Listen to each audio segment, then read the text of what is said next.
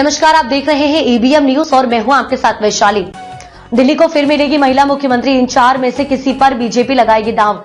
दिल्ली विधानसभा चुनाव में भारी जीत के बाद भारतीय जनता पार्टी बीजेपी अब नई मुख्यमंत्री के चयन पर मंथन कर रही है। राजनीतिक गलियारों में यह चर्चा तेज हो गई है कि बीजेपी एक महिला को मुख्यमंत्री बना सकती है। सवाल यह है कि आखिर वह महिला कौन हो सकती है।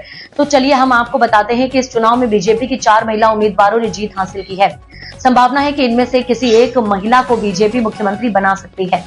दिल्ली विधानसभा चुनाव में बीजेपी ने 70 से 48 सीटों पर जीत हासिल की है, जिससे पार्टी ने दिल्ली में 27 सालों से चला आ रहा सूखा खत्म कर दिया है। वहीं अरविंद केजरीवाल की अगुवाई वाली आम आदमी पार्टी को केवल 22 सीटें मिली हैं।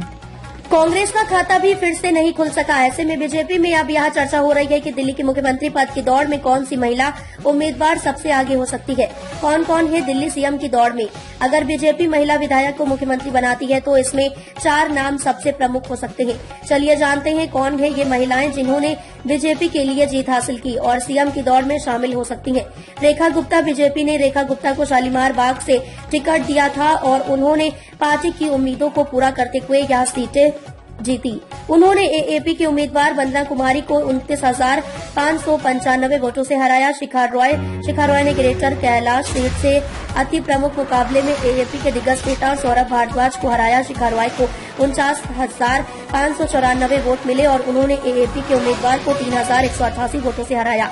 पूनम शर्मा ने वजीरपुर सीट से जीत हासिल की और एएपी के राजेश गुप्ता को 11,425 वोटों से हराया। पूनम शर्मा को इस सीट पर 54,721 वोट मिले। नीलम पहलवान को बीजेपी ने नजफगढ़ सीट से टिकट दिया था। उन्होंने एएपी के तरुण कुमार को 72,699 वोटों से हराया। नीलम पहलवान को इस सीट पर कुल 1,01,708 वोट मिले, जो बहुत बड़ी जीत मानी जा रही है। दिल्ली में अब तक 3 महिला सीएम रह चुकी हैं। दिल्ली में अब तक 3 महिला मुख्यमंत्री बन चुकी हैं। इनमें सुषमा स्वराज, शीला दीक्षित और आतिशी का नाम शामिल है। सुषमा स्वराज ने 1998 में बीजेपी से मुख्यमंत्री पद संभाला था। वहीं कांग्रेस की शीला दीक्षित ने 1998 से 2013 तक दिल्ली में मुख्यमंत्री के रूप में अपनी सेवा दी। हाल ही में एएपी की आतिशी ने 21 सितंबर 2024 से 9 फरवरी 2025 तक दिल्ली की मुख्यमंत्री पद की जिम्मेदारी निभाई। बीजेपी नेताओं की राय क्या है। बीजेपी के एक हिस्से का मानना है कि मुख्यमंत्री का चयन पार्टी के नए चुने हुए विधायकों में से होना चाहिए। उत्तर पश्चिमी दिल्ली से बीजेपी के सांसद योगेंद्र चंदोलिया ने कहा कि नई सरकार का गठन पार्टी के नए विधायकों में से किसी को मुख्यमंत्री बनाकर किया जाना चाहिए।